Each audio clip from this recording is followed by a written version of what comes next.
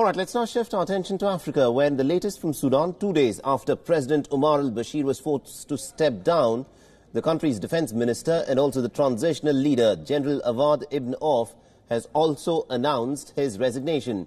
The 65-year-old general announced his resignation after protesters' sit-ins and massive demonstrations against him.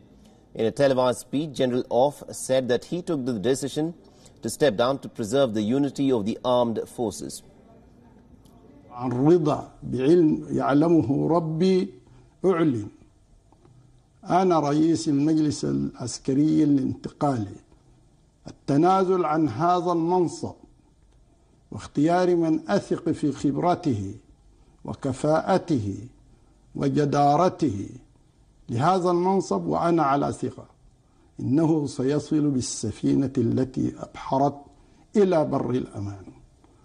وعليه فقد اخترت وبعد التفاكر والتشاور والتمحيص الأخ الكريم الفريق أول ركن عبد الفتاح البرهان عبد الرحمن رئيسا للمجلس العسكري الانتقالي خلفا لي.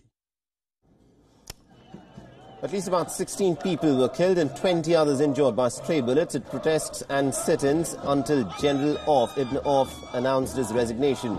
The news of the change sparked celebration from the streets of Khartoum as people chanted, "The second has fallen," a chant in reference to the country's now ousted President Omar al-Bashir.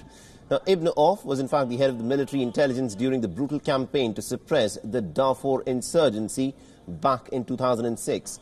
The United States has even imposed sanctions on him since 2007 for heading militias that were responsible for war crimes in Darfur. Now, Sudan has been roiled by violent protests since December last year. The protests initially began against rise of food prices, but quickly turned into anti-government protests against Omar al-Bashir.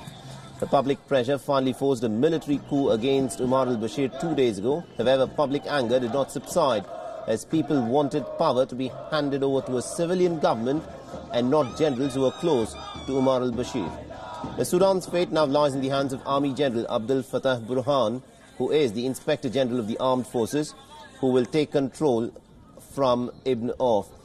And so far as Omar al-Bashir, Sudanese military officials say that he will not be handed over to the International Court of Criminal Justice, where he presently faces charges of war crimes.